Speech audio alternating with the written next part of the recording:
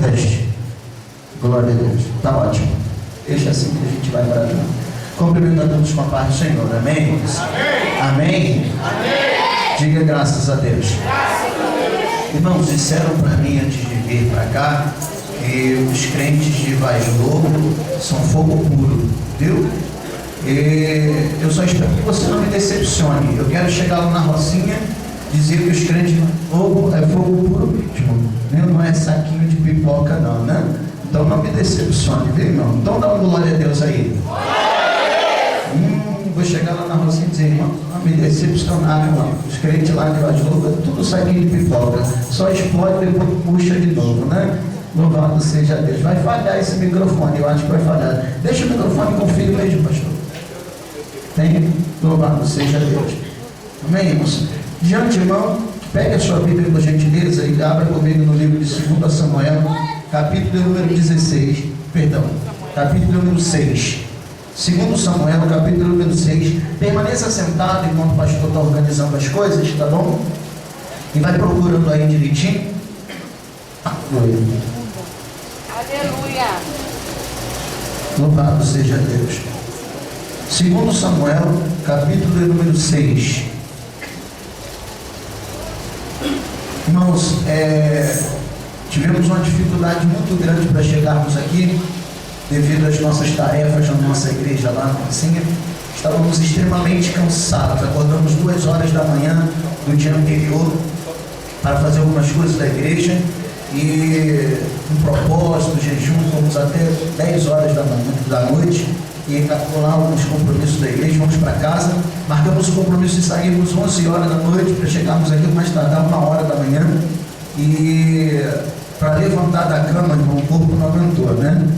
O corpo não aguentou, né? E quando os irmãos me ligaram 11 horas, meia-noite, falei, não, já estou indo, e dormia de novo, acordava, os irmãos ligando, telefonando, não, já estou indo. Alguns irmãos desistiram por causa disso, deixaram de vir por causa disso. O pastor está demorando muito, então não vou não, né? E acabou que saímos de lá por volta de 2 e poucas da manhã que saímos de lá, né?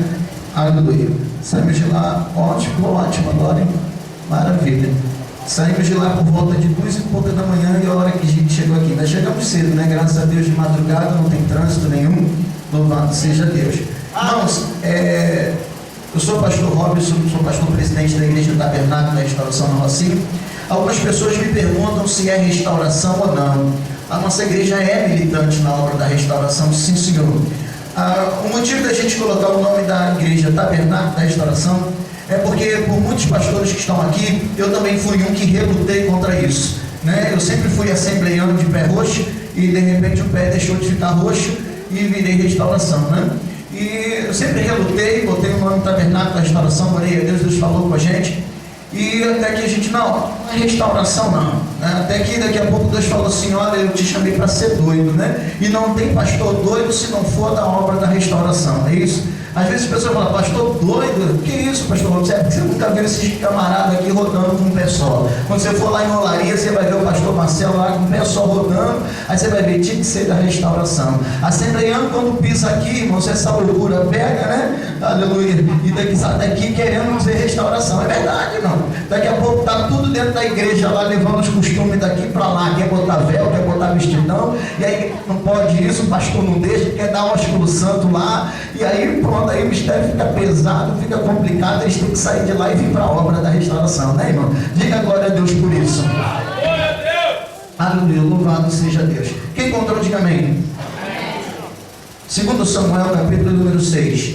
Vamos ler somente o versículo número 11. Amém? Diz assim a palavra de Deus.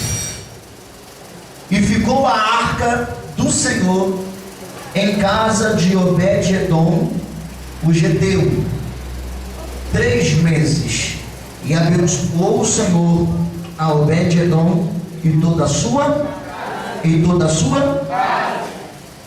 Vamos ler novamente o versículo número 11. Eu vou contar com você, já que você está sentado, confortável. Vou contar até 3 e você vai ler comigo, amém? 1, 2, 3, a igreja.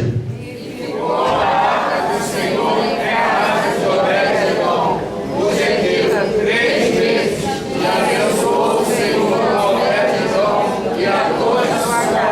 e toda a sua casa.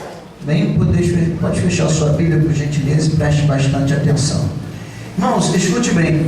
Quando a gente é convidado para ministrar a palavra, a gente tem um período de dedicação, como é o costume do nosso dia a dia. A gente se separa para Deus, a gente jejua, vai para o monte, que é o nosso dia a dia, é isso. É ir para o monte, jejuar, orar, buscar, se separar. Esse é o nosso dia a dia. Mas quando os ministros são convidados a ministrar a palavra, eles têm uma postura diferente. Por exemplo, você sabia que quando o pastor vai pregar em algum lugar, ele tem uma roupa mais adequada para aquele tipo de momento, aquele momento mais adequado, ele vai ministrar a palavra, mas quando ele vai louvar, não, ele vai mais tranquilo, enfim, a postura muda. Por quê? Porque quando ele vai numa vigília e é convidado para ministrar, ele vai como um pregador, mas quando ele vai louvar, ele vai como um cantor, e assim por diante. Mas não, e o que eu acho interessante que nesta noite, irmãos, eu não vim aqui como pregador, como cantor, ou muito menos outro tipo de coisa, pelo contrário. Quando eu entrei por estas portas, eu adentrei por essas portas com uma unção profética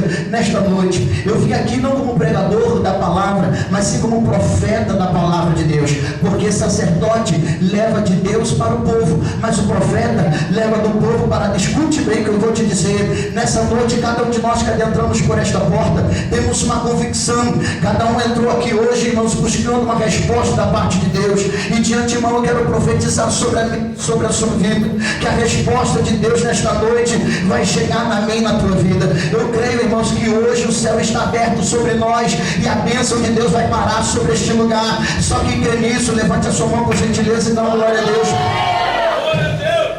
Irmãos, pelo que eu tenho visto andando por aí, existem dois tipos de pregador. O primeiro pregador é aquele que quando começa a pregar, ele exige da igreja uma total reverência, que a igreja não fale, que a igreja não sapateie, que a igreja não fale línguas estranhas, porque toda a atenção é pouca, e todo gesto pode tirar a atenção e o raciocínio do pregador. Mas existe o segundo pregador. O segundo pregador é aquele que quando começa a pregar, ele exige da igreja que a igreja glorifique, que a igreja fale línguas estranhas, que a igreja sapateie, porque quando a igreja vai dando glória, ele vai ficando mais à vontade, as pernas vão parando de tremer, ele vai ficando quase que à vontade na igreja, e a glória de Deus é derramada no ambiente.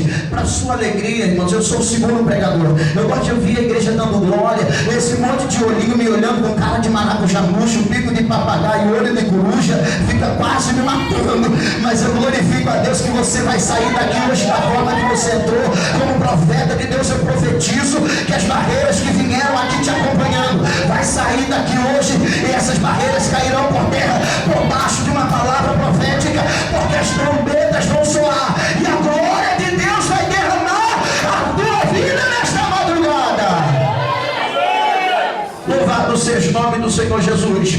Eu tenho certeza que talvez essa madrugada, irmãos, eu não seria a pessoa mais adequada para ministrar, porque a pregação, a ministração depende muito do estado mental, físico e espiritual do pregador. E hoje, por estar muito cansado, talvez eu não fosse a pessoa mais adequada. Existem tantas mulheres aqui que poderiam estar ministrando a palavra, existem tantos homens de Deus que poderiam estar aqui ministrando a palavra, e eu estar aí sentado junto com você, comendo e bebendo do pão e da água desse maná. Mas se Deus for me escolher a mim, pode ter certeza que você não vai sair daqui da mesma forma que você entrou, irmão, como ministro de Deus. E eu creio que você vai glorificar a Deus quando eu disser isso. Eu quero profetizar na tua vida, como eu vim aqui como profeta. Eu quero profetizar que todos aqueles que entraram aqui nesta noite, entraram aqui hoje vazio, vai sair cheio para a glória de Deus.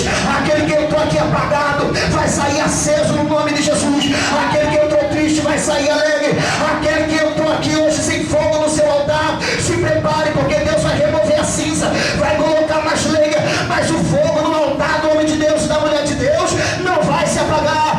A Bíblia nos diz, meu querido, que o sacerdote tinha que, a cada sacrifício, a cada incenso, tinha que remover a cinza, tinha que colocar mais lenha, mas o fogo não podia se apagar. Você hoje que entrou aqui hoje, se prepare, porque Deus vai colocar lenha no teu altar, e o fogo não vai se apagar. Independente da forma que você chegou aqui, Deus tem uma palavra para a tua vida, e você vai sair daqui renovado no nome de Jesus. Louvado seja o nome do Senhor.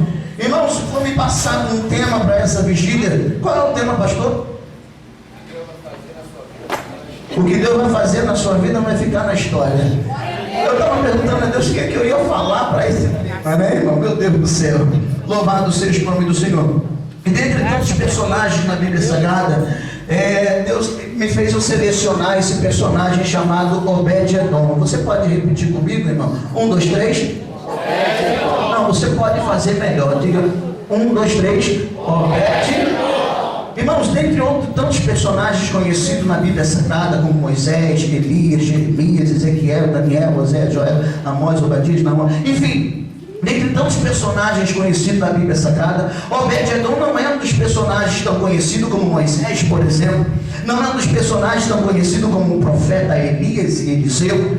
Mas Obed-Edom, por mais anonimato que esteja, é um dos personagens que teve uma participação dentro da Bíblia Sagrada muito considerável. E eu entendo, irmãos, que não existe somente Obed-Edom, mas existem tantos personagens na Bíblia que estão no anonimato, que a gente às vezes lendo não percebe. Por exemplo, a todos nós conhecemos a esposa de Abraão. Quem não sabe o nome de Sara? Quem não sabe o nome da esposa de Isaac, Rebeca? Quem não sabe o nome da esposa de Jacó, Raquel? Quem não sabe muitos outros personagens? A juíza, a famosa juíza Débora. São tantos personagens que estão em destaque, são enfatizados na Bíblia Sagrada, mas existem outros que estão no anonimato, mas que tiveram participação tão consideráveis que deveríamos prestar atenção e não prestamos. Por exemplo, todos nós conhecemos a Sara, esposa de Abraão, mas se eu te perguntar o nome da esposa de um dos personagens mais conhecidos do Antigo Testamento, chamado José, será que você saberia me responder o nome da esposa de José, que foi parado no Egito, foi escravizado no Egito, se tornou governador, um homem que teve uma participação tão grande para a história de Israel? Mas qual é o nome da sua esposa? Qual é o nome da esposa dele? A Bíblia relata, e não está inserido em genealogia, se é isso que você está pensando. Pelo contrário, está inserido no meio da sua história, está inserido no meio da vida dele. Afinal de contas, é a esposa. Qual é a esposa que não está inserida no meio da história do marido? Qual é a esposa que não está inserida no dia a dia do marido? Não está em genealogia, pelo contrário, a esposa de José está inserida no meio de sua história, assim como Efraim, Manassés, os seus 2 filhos. Mas qual é o nome da sua esposa? Esse é o anonimato que muitos personagens na Bíblia enfrentam, mas tem participação tão consideráveis, mas que nós, infelizmente, não se atentamos a essas participações. Por exemplo, afinal de contas, José se tornou um grande governador, um excelente administrador, mas nunca cursou uma faculdade de administração, nunca fez um curso de administração de empresas, mas foi um dos maiores administradores da Bíblia Sagrada. Isso tudo por causa da instrução, apoio e amor de sua esposa. Essa grande participação dessa mulher de Deus, infelizmente, nós não consideramos tanto, e ela permanece no anonimato. Por que não falar, irmão, de um homem tão conhecido por nós, louvado seja Deus, chamado Jabes? Quem não conhece Jabes? Jabes é um dos poucos personagens conhecidos pelos pentecostais. Depois que lançaram um livro chamado A Oração de Jabes, ele passou a ser mais conhecido, mas ainda permanece no anonimato pela grande maioria. Agora, irmãos, se falarmos de Jefité, se falarmos de Moisés, se falarmos de Elias e pegarmos no livro de Êxodo, quem é que não conhece a história? Pentecostais conhece a história de Moisés de cor e salteado. Quem não conhece a travessia do Mar Vermelho? Quem não sabe a história de Jacó, da Madachumicã da Arábia? Irmãos, são histórias conhecidas por nós, porque nós convivemos com ela dia após dia, lemos e escutamos dia após dia, escutamos pregadores pregarem no Gênesis, Êxodo, Levítico, Números, Deuteronômio, Josué, Juízes, Ruth, 1 Samuel, e assim vai-se embora. Pregam nos livros poéticos, pregam nos livros escatológicos, pregam nos livros do Pentateuco, pregam nos livros dos profetas maiores, eles pregam nos livros dos profetas menores. Mas se eu te perguntar se você já ouviu alguém pregar no livro de Filemão, você vai me dizer que nunca ouviu ninguém pregar. Por quê? Porque são personagens que estão no anonimato e permanecem até hoje no anonimato. Por quê? Porque eu e você, infelizmente, não damos